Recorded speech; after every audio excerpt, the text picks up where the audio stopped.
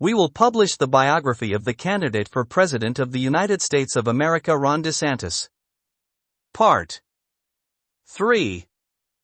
On February 2, 2021, DeSantis announced support for legislation to hold tech companies accountable to prevent alleged political censorship. In response to social media networks removing Trump from their platforms, DeSantis and other Florida Republicans pushed legislation in the Florida legislature to prohibit tech companies from deplatforming political candidates. A federal judge blocked the law by preliminary injunction the day before it was to take effect, on the grounds that it violated the First Amendment in federal law. When Twitter suspended DeSantis administration critic Rebecca Jones's account for violating rules against spam and platform manipulation, DeSantis's office applauded the decision, calling it long overdue. DeSantis supported Elon Musk's acquisition of Twitter, believing it illegal for tech platforms to block or demote content that might otherwise run afoul of their terms of service. In 2024, DeSantis signed into a law a bill that requires social media platforms to prohibit people under 16 years old from making accounts. The law has been criticized by digital rights organizations like NetChoice, which said it forces Floridians to hand over sensitive personal information to websites or lose their access to critical information channels. This infringes on Floridians' First Amendment rights to share and access speech online, and that the Supreme Court has made clear that the government lacks the free-floating power to restrict the ideas to which children may be exposed. During 2020 and 2021, scientists and media outlets initially gave mixed reviews of DeSantis's handling of the COVID-19 pandemic. From March 2020 through March 22, 2023, Florida had the 12th highest rate of cases and deaths per 100,000 people among the 50 states, Washington, D.C., and Puerto Rico, without adjusting for the age of Florida's large and vulnerable elderly population. Florida's age-adjusted death rate, which takes its disproportionately elderly population into account, was roughly near the median among states as of 2021, and a 2022 study placed it at the nation's 12th lowest. By 2023, many political scientists acknowledged that DeSantis's management of the pandemic may have benefited him in his re-election campaign, and he was credited with turning his coronavirus policies into a parable of American freedom. On June 1, 2021, DeSantis signed the Fairness in Women's Sports Act, SB 1028. It bans transgender girls and women from participating and competing in middle school and high school girls and college women's sports competitions. The law took effect on July 1.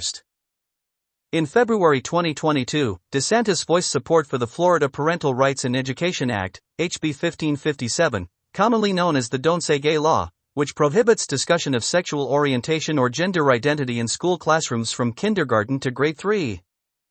He said it was entirely inappropriate for teachers and school administrators to talk to students about their gender identity. DeSantis signed the bill into law in March 2022, and it took effect on July 1, 2022.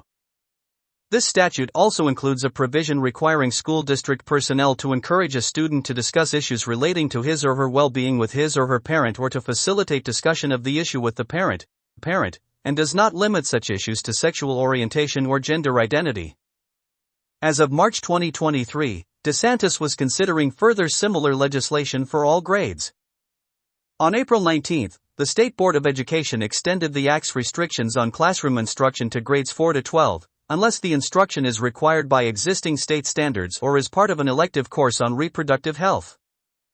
The Walt Disney Company, owner of Walt Disney World in Florida, called for the law's repeal, beginning a dispute between Disney and the state government. In April 2022, DeSantis signed a bill eliminating the company's Special Independent District Act and replacing its Disney-appointed Board of Overseers. He also threatened during a press conference to build a new state prison near the Disney World complex. On April 26, 2023, Disney filed suit against DeSantis and several others, accusing them of retaliating against protected speech. DeSantis's attorneys filed a motion to dismiss Disney's lawsuit on June 26, claiming that the governor and state legislators have legislative immunity. The lawsuit was dismissed on January 31, 2024, and on March 27 Disney and DeSantis reached a settlement, allowing DeSantis more control over Disney's operations in Florida while allowing Disney to negotiate a new development agreement with the state. DeSantis opposes efforts to defund the police, and as governor has introduced initiatives to fund the police. In September 2021, he introduced a $5,000 signing bonus for Florida police officers in a bid to attract out-of-state police recruits. In April 2021, DeSantis signed into law the Combating Public Disorder Act he had been advocating. Aside from being an anti-riot statute, it forbade intimidation by mobs, penalized damage to historic properties or memorials, such as downtown Miami's Christopher Columbus statue, which was damaged in 2020, and forbade publishing personal identifying information online with intent to harm. DeSantis had argued for this legislation by citing the George Floyd protests of 2020 and the 2021 United States Capitol attack, although only the former was mentioned at the signing ceremony. Several months after the signing, a federal judge blocked the portion of the law that introduced a new definition of riot, calling it too vague. On May 5, 2021, DeSantis announced that all Florida police officers, firefighters, and paramedics would receive a $1,000 bonus. On December 2, 2021, DeSantis announced that as part of a $100 million funding proposal for the Florida National Guard, $3.5 million would be allocated to the reactivation of the Florida State Guard, a volunteer state defense force that had been inactive since 1947. In June 2019, DeSantis signed an anti-sanctuary city bill into law. Florida had no sanctuary cities before the law's enactment, and immigration advocates called the bill politically motivated. Florida became the 12th state to adopt legislation requiring local governments to aid federal immigration enforcement efforts. In June 2020, DeSantis signed a bill requiring government employers and contractors to use E-Verify. He had originally called for all employers to be required to use it.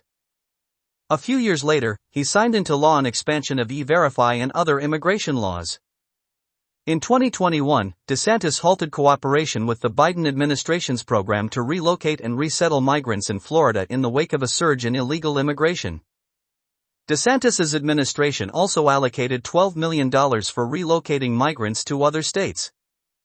In September 2022, after similar actions by Texas Governor Greg Abbott, an agent of DeSantis recruited 50 newly arrived asylum seekers, mostly from Venezuela, in San Antonio, Texas, and flew them via 2 chartered planes to the Crestview, Florida airport, where they did not debark, then proceeded to Martha's Vineyard, Massachusetts.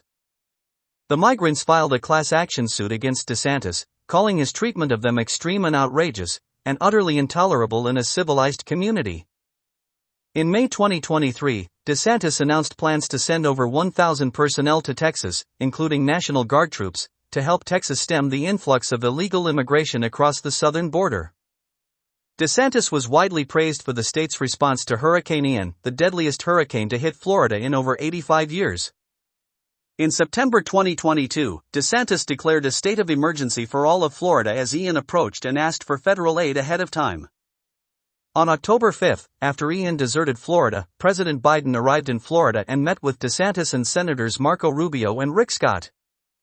DeSantis and Biden held a press conference in Fort Myers, at which Biden said DeSantis had done a good job to report on the status of the cleanup. In addition, DeSantis partnered with Elon Musk, CEO of SpaceX and Tesla Incorporated, to use the Starlink satellite internet service to help restore communication across the state.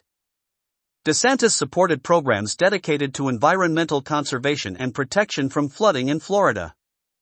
At the same time, he questioned climate science, supported fossil fuels, opposed renewables, and sanctioned firms for considering environmental issues in their investments.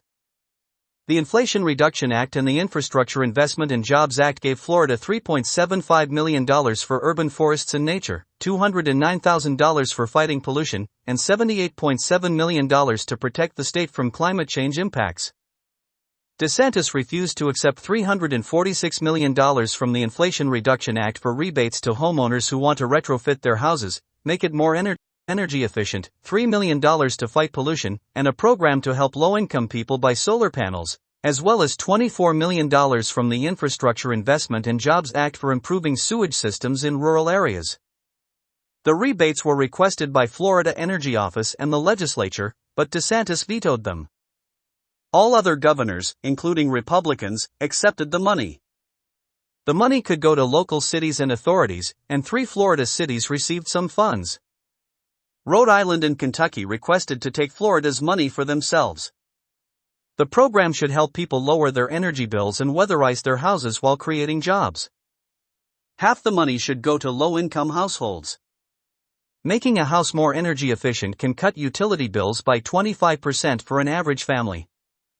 DeSantis later reversed course and attempted to reclaim some of the rejected home energy rebate funds. In June 2024, DeSantis vetoed a bill passed by the Statehouse that would have created a statewide process managed by the Department of Health to issue closures and send warnings if the bacteria in waterways reached unsafe levels. Between 2020 and 2023, media outlets saw DeSantis as a likely candidate for the 2024 presidential election, and various notable people urged him to run.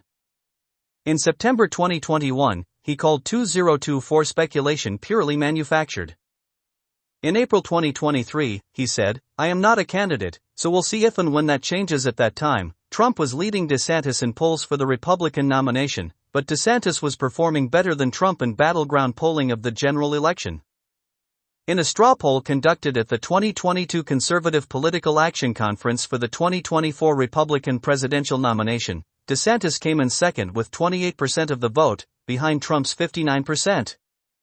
Beginning in 2022, DeSantis became increasingly seen as a contender for the Republican nomination. Various writers predicted that he could defeat Trump or said that he was preferable to Trump in view of the January 6 hearings and subsequent straw polls. These ideas gained more traction after the 2022 midterm elections, when DeSantis was re-elected governor by almost 20 percentage points, while Trump-endorsed candidates, such as Mehmet Oz in the Senate race in Pennsylvania, performed poorly. The release of DeSantis's memoir, The Courage to Be Free, and subsequent book tour, also increased 2024 speculation. On May 24, 2023, DeSantis officially launched his bid for president. It was announced on X, then called Twitter, with assistance from its owner, Elon Musk. On January 21, 2024, 2 days before the New Hampshire primary, DeSantis announced on X that he was suspending his campaign and endorsed Trump. He had finished in a distant second-place finish to Trump in the Iowa caucuses the previous week. DeSantis's campaign finished with 9 delegates to the Republican National Convention. Despite having already dropped out, DeSantis still had his name on the ballot for the 2024 Florida Republican presidential primary and received 3.7% of the vote. DeSantis met his wife, Casey Black, at a golf course at the University of North Florida. She had been a television host for the Golf Channel, and then a television journalist and news anchor at WJXT. They married on September 26, 2009, in a chapel at Disney's Grand Floridian Resort and Spa. DeSantis is Catholic, as was his wedding ceremony. The couple lived in Ponte Vedra Beach, near St. Augustine, until it was drawn into the neighboring 4th Congressional District. They then moved to a condo owned by Ken Sturman in Palm Coast, north of Daytona Beach, which remained in the district he represented, the 6th. They have 3 children. He is a member of the Veterans of Foreign Wars and the American Legion. In 2022, DeSantis appeared on Time 100, Time's annual list of the 100 most influential people in the world. As of September 2023, his net worth was estimated at around $1.5 million, up from $300,000 in 2021. His $1.25 million book deal with HarperCollins in 2022 made him a millionaire by the end of that year. On May 24, 2023, Ron DeSantis, the 46th and current governor of Florida, announced his candidacy for the 2024 United States presidential election. On January 21, 2024, DeSantis suspended his campaign and endorsed former President Donald Trump. DeSantis's campaign finished after having won 9 delegates from the Republican National Convention in the 2024 Republican Party presidential primaries. DeSantis won election to the U.S. House of Representatives in 2012 and was re-elected in 2014 and 2016. He sought Marco Rubio's U.S. Senate seat in 2016, withdrawing when Rubio announced he would seek re-election. In 2018, he was elected governor of Florida, winning re-election in 2022. DeSantis's aggressive decisions during his governorship led to speculation that he would run for president. Rupert Murdoch's New York Post, The Wall Street Journal, and Fox News promoted DeSantis as an alternative to former President Donald Trump following the January 6 Capitol attack. In early 2023, he began a book tour for his newly published memoir The Courage to Be Free in early voting states. DeSantis officially announced his campaign in a Twitter Spaces discussion with X Corporation's CEO Elon Musk, following the release of his plans to the Associated Press a day earlier. Technical issues affected the discussion and became a focal point for critics. His campaign began with an in-person event in Iowa, followed by a tour in early voting states. DeSantis focused on his governorship and his policy record. In particular, he touted his stance on LGBT issues and his handling of the COVID-19 pandemic in Florida in an effort to differentiate himself from Trump. Although DeSantis initially had competitive support to Trump according to aggregate 538 polls, the margin between Trump and DeSantis steadily widened over the course of 2023. I stop at this point today. We continue to narrate a stage in the life of the candidate for Ron DeSantis. Soon we will publish Part 4. Until next time, stay curious, stay informed, and keep exploring the world's incredible stories. Thank you for watching.